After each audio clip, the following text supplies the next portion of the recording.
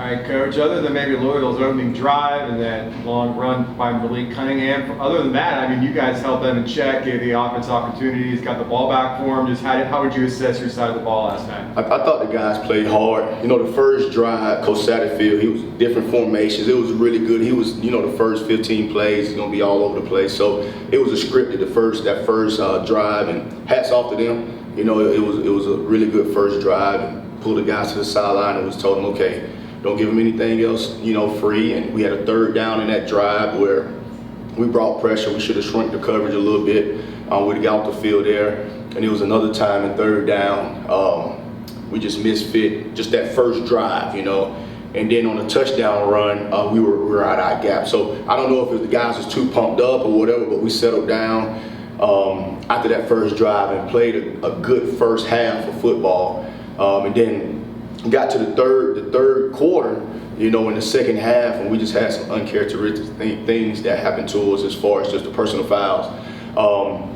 The script fumble, you know, we get the ball on the 40-yard line, we get a personal foul, you know, on the sideline that backs us up 15 yards.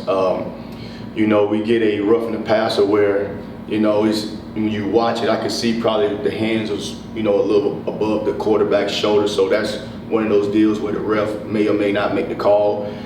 And then we had a first down or second down stop, and then we were pulling the guy off the pile. That was a personal foul. So those self-inflicted wounds that we can't have, you know. So in that third quarter, I think they scored 10 points, but it was things that we gave up. You know, that's the part we have to fix, and that starts with me. The personal foul that we can't have that. But the guys played hard, and we got some stuff that we can build upon, but we left a lot of meat on the bone as well. Like we want to leave no meat on the bone. All right, we don't want to leave anything out there. So it's a lot of things on film that we have to fix defensively as well. Coach, what would you like your team to have done better with Malik Cunningham? You know what, going into it, to be honest with you, when you watch his film, I mean, the guy's electric, you know, and I would have been lying to the guys, hey, we're going to stop him, he's not going to get any yards. I told him he's going to get his, all right? But it got to be a time we got to make a stop when it's time to make a stop. Even on that long run, the call was there. We had the corner coming from the edge, and a defensive end got too far inside, and he found that small crease. It was just a quarterback draw. You know, it wasn't like a quarterback power or one of those dive options. It was just an old school quarterback draw, and he found a little crease there. But you can't give him, you know, all of those different angles, you know, and that the yardage mattered, you know.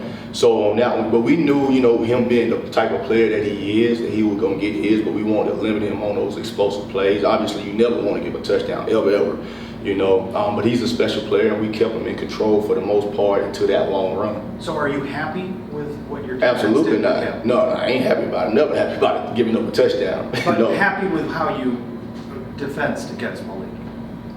No, be honest with you. No, even though he's a great player, I think he had 100. If you're looking at this deal, rushing, he had 127 yards off 17 carries, and he had a long of 43. That was the touchdown.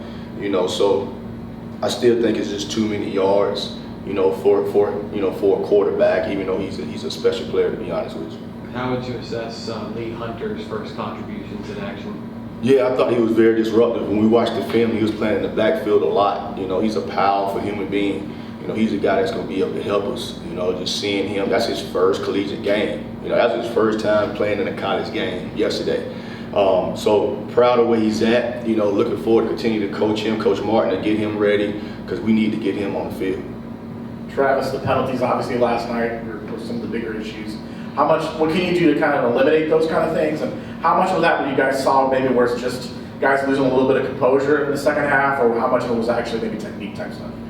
No, the penalties, I mean, that had nothing to do with technique. You know, all of that was after the play. So we got to control our emotions. We always talk about the E plus R equals O. The event is the event. The R is your response, okay? Well, when we recover a fumble, that's a good event. There's no need to do anything crazy on the sideline. So as far as teaching, we got to just control ourselves and, you know, not do things like that in that situation. Coach, can you talk about how proud you are of those guys in that fourth quarter when we needed a stop 3-4 times in a row and we got every stop we needed to give the opportunity to the offense to seize the moment like the mantra has been all season? Yeah, just those guys bowling it back, that's something that we can build off of, and it's our job to get the offense the ball. No matter what the situation is, that's our job. I call them all the time, we are first responders. We respond to put the fire out, whatever that may be, and those situations, I was happy that they gave our offense a chance there, because that's our job, to get them the ball back. How do you think your D-line measured up against Louisville's offensive line? You know what? It was times they did really well. It was times where we were out our gaps that we had to fix up front. It was times where we was in some 4 down and we was some okie 3 down stuff, and we mixed it up on them. And when they're running that stretch like that, they want you to run sideways, all right? But we talk about just getting vertical on the guys and making that ball cut back. So we really work on that all week. We work on the linebacker staying square as possible. But it was a really good matchup. They got a big offensive line, they're a good offensive line. And I thought there was times that we did things really, really well, and it was times that we got to fix a little thing here and there. What sort of trends did you see during the week leading up to the 3rd down conversion rate, the success you guys had on 3rd down and on 4th down, and how did maybe you guys, what were some things you saw leading up to it, and how did you guys execute what you wanted to do in those situations? Yeah, it was, to be honest with you, it was kind of a game of cat and mouse, because there was times when they would run the quarterback. It depends on where the ball is at. Sometimes it's 4 down territory, so even though it's 3rd down, you got 2 calls in your mind because they're thinking of a 4th down play. It's times when you're thinking, okay, they're going to run the quarterback. It's certain formations when we knew, okay, it's a passing formation, so it was calls here and there that we had that we wanted to call, but also just showing them some drop eyes on quarterback, making the quarterback play quarterback. It was times where we was going to heat him up, so he don't get too comfortable back there. So it's all about a game of cat and mouse, and like I said, Coach Satterfield does a good job calling. Travis, every team's different, obviously, and this is the first time this team has had to deal with a loss. What kind of response do you want to see from your guys this week going into the FAU game? Oh, the response I know we're going to have is a championship response. I mean, we've been through adversity before. We adversity last year. These guys love their school. They love their teammates. They love football. We're going to learn from this, and we're going to put it to bed. Even if we would have won this game, we had stuff that we had to learn from and put it to bed. So I know these guys going to respond the right way because they made it the right stuff. So it's up to me to get the defense ready to respond. But the leaders in that locker room, these guys will respond. Jason Johnson, his 2nd game at UCF, he was around the ball a lot last night. What did you see out of him? Man, he's a quiet assassin. I call him Kawhi Leonard. So he'll look up, Kawhi never talks, and you look up, Kawhi has 30 points. Like, I didn't even know he was on the court, but you watch the film, I think he had, 12 tackles or something like that? Yeah, 12 tackles. He's a guy that runs to the ball, give great effort. Like, he doesn't say boo. You don't even know he's in the room, He really walks silent but carry a big stick. That type of deal, all that talk, he doesn't do that. He goes about it the right way as far as playing football. So I'm glad he's here. I'm glad he's able to help us. We're very, very proud of his performance last night with 12 tackles.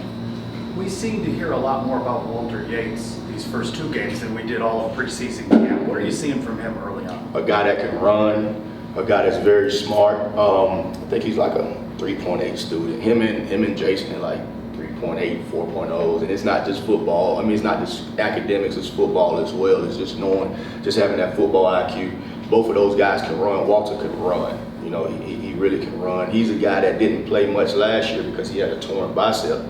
So, but I watched the film the year prior and watched the 1 game that he played last year, and I just saw a very athletic linebacker.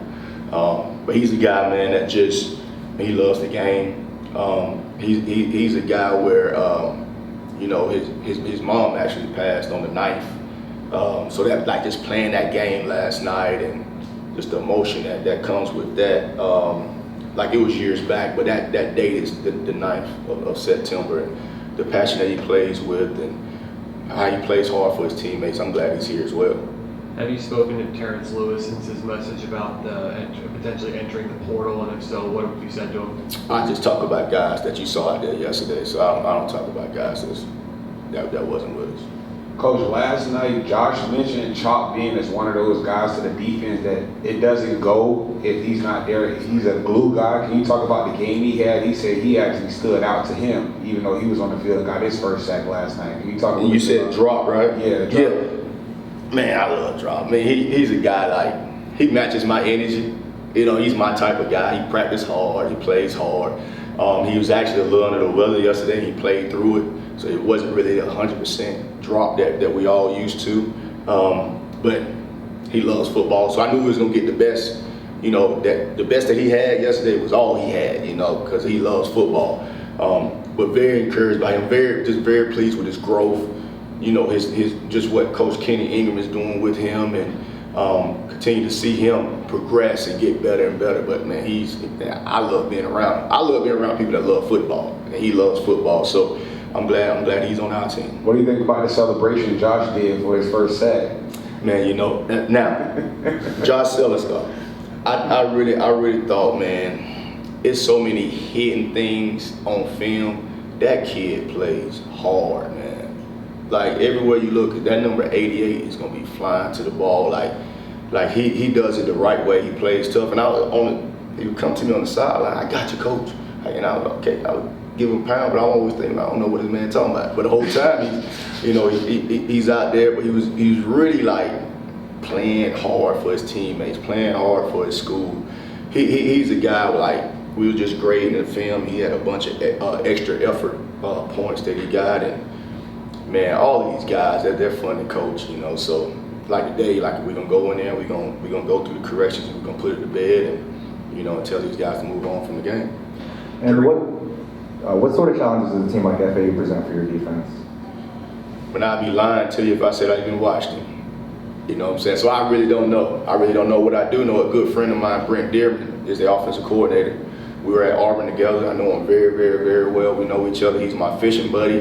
Like I know him. So he's a really good ball coach. Got a lot of respect for Brent Dearman. But I'd be lying to you if I told you I watched him, brother. During camp, you talked about Quadric Bullard learning how to play with that added weight. What have you seen from him in adjusting with those 30 extra pounds? Yeah, you know what? Man, he's another guy that showed up that we thought he played hard. You know, we thought he played hard, and he's getting adjusted to the weight. He's our guy that communicates on the back end. He's like our quarterback on the back end. He does a really good job communicating. You know what? Yesterday, to be honest with you, our whole secondary did a really good job of just communicating splits and communicating when the over routes was coming. They do a lot of different things with the condensed splits that gives you problems with the wave routes and different things like that. But I thought yesterday was our best job secondary of just communicating as a whole. What kind of fishing buddies, Dearman? Any memorable catches together? I'm always gonna catch more fish than Dearman. I'm gonna catch more fish. My fish gonna be bigger. You know, he really kind of, you know, learning from me as far as the fishing concern. Now he's a great guy, man, a great husband, great father, great man of God, a really good friend of mine. I got a lot of respect for him. Anthony Montalvo made some plays last night. What did you think about Monty? Played his best game. Played his best game yesterday. He played his tail off. Very proud of him.